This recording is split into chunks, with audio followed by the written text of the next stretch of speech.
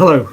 What we have here is called a demand curve. So here's a business, and what this shows is the higher your price, the less you're likely to sell. And as you lower your price, you'd expect to sell more. Now, this bottom red line is the sort of demand line that would face you if you were a commodity. In other words, there's very little to distinguish you from the other people in your sector. And there's two things about it. One, it's quite low. So it means you're charging low prices to sell any given quantity. And the other thing is it's quite flat. It's called elastic in economic terms, or price responsive. And what that means is that if you were to put your prices up, say 10%, you might lose 11, 12% of volume. So in other words, you lose more volume than you gain on the price. So you're trapped really. You can't really put your prices up because if you do, you lose actual revenue. If you put your prices down, then in theory, you would gain extra volume. So that might increase your revenue. But the problem is that because you're a commodity, you're in the same boat as all the other commodities out there, which means you've all squeezed each other's margins down anyway, which means that if you lower your price, you'll probably end up making a loss because your margins are so low to start with. And secondly, even if you didn't, all that will happen is all the others will put their prices down as well. And you trigger off a price war and everyone's worse off. So you're sort of stuck really when you've got this sort of demand line. However, if you can differentiate yourself by having what's called a unique perceived benefit, something about you that makes you stand out from the crowd, even if it's only something that you explain better than the others in terms of what you do, but some element of quality, something that makes your proposition better and more attractive than your competitors, then suddenly you remove the competition and you become this type of demand line here. And this is called differentiated, and UPB stands for unique perceived benefit. And now what happens is you can charge more for any given volume, or you could charge more, say here, where you're getting a higher price and you're selling more volume. So basically you can be better off in both regards.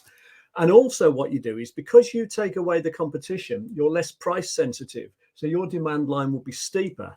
And what that means is you could be putting your prices up. And so you might put your price up, say 10%, and maybe lose 4 or 5% by volume, which actually means you'd be making more revenue and you'd be making more profit as well because your costs would be lower. So differentiating yourself from your erstwhile competition means that instead of having this sort of demand line, you have this sort of demand line. Now that can make and does make a huge difference, because if you look here, if your price was 100, your volume was 1,000, your revenue would be 100,000. If your cost of goods sold, your variable cost was 60, then your gross profit would be 40. Take off your overheads, say they're 25,000. That might include what you pay yourself, or some of it might include wages, salaries, rent, rates, etc. You'd end up with a net profit of 15,000. If you could increase your price by 10% to 110 and your volume by 10% by, say, being there, then that'll do three things actually. It increases your price, which increases your revenue. It increases your volume, which increases your revenue.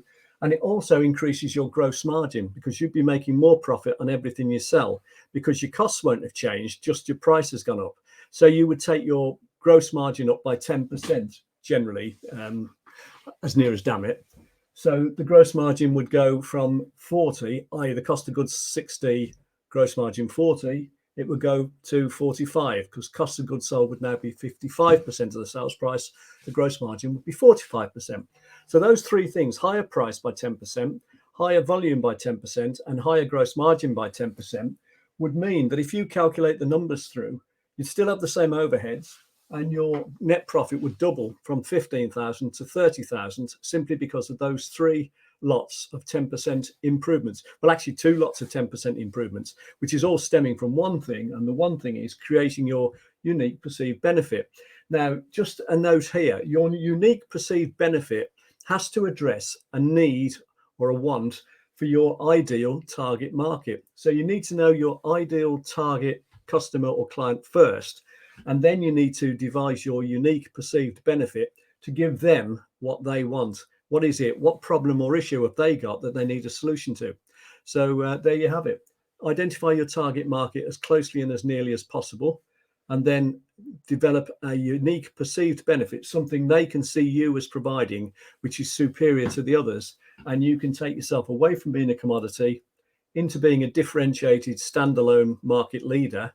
and you could double your bottom line. And you could do that very quickly. Basically, all that really needs to do is to sit down for, I don't know, a few hours and actually work out who is your ideal customer, and then how could you develop a proposition that gives them what they want better than the others do. I hope you found that interesting and useful. Thanks very much for watching.